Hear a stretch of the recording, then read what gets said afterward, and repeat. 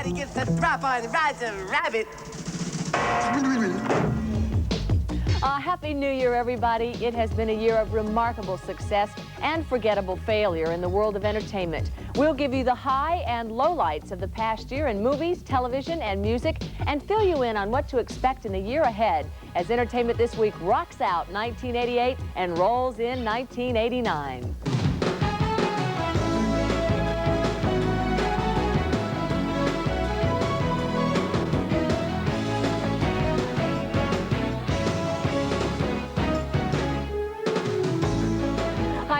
And thanks for joining us for this special New Year's edition of Entertainment This Week.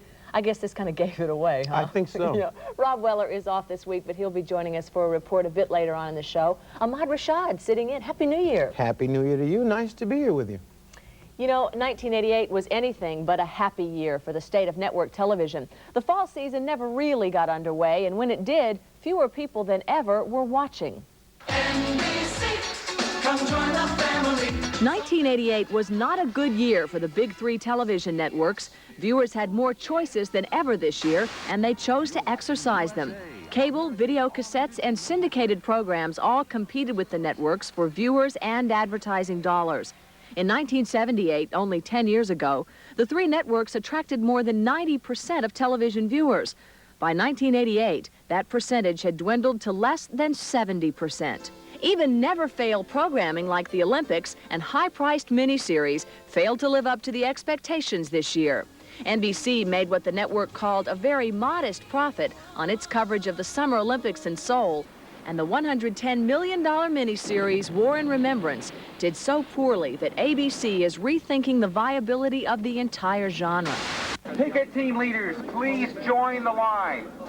1988 will be remembered as the year of the strike.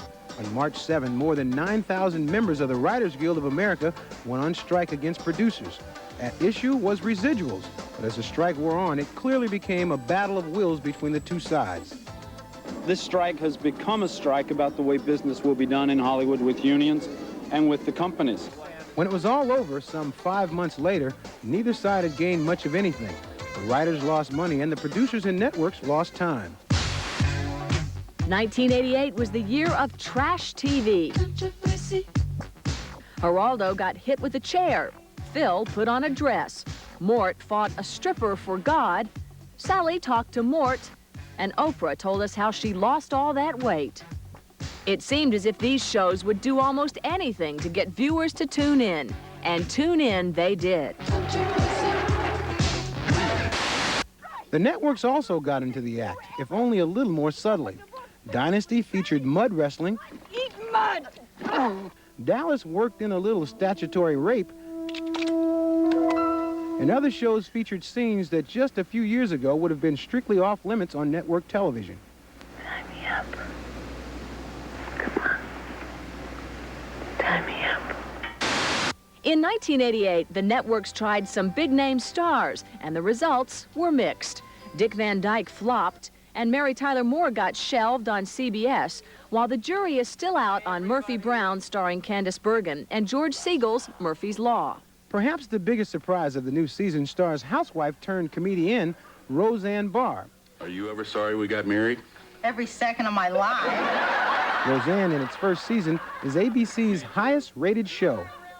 Several other new or near-new programs are making a good showing. NBC has struck pay dirt with the Golden Girls spin-off Empty Nest, starring Richard Mulligan, while Wise Guy, in its second year on CBS with Ken Wall, has developed a loyal and growing audience. And as for continuing series, Cosby is still the highest-rated show on television, with Cheers, Who's the Boss, and Murder, She Wrote consistently ranking in the top 10. Other veteran programs are calling it quits after this year.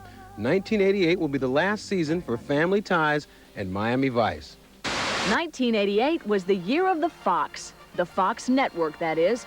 The fledgling web entered the network ratings war at a decided disadvantage, operating only on weekends. But shows like 21 Jump Street and Married with Children are managing to attract a respectable number of viewers on Sunday night. But The Big Fox Story is a show that combines real-life criminals with realistic reenactments of their crimes. Throw in an 800 number to get viewers involved, and you've got America's Most Wanted. Since the show first aired in April, America's Most Wanted has been responsible for the apprehension of more than 50 criminals. The show asks its viewers to become active participants in solving crimes. If you've seen Stephen or Melody Tripp, call us now at 1-800-CRIME-88. The call is free. The show is creating a whole new genre, crime TV. The networks and syndicators are jumping on the bandwagon. There are no fewer than 7 similar shows either on the air or in development. NBC has Unsolved Mysteries, and both ABC and CBS have similar shows in the works.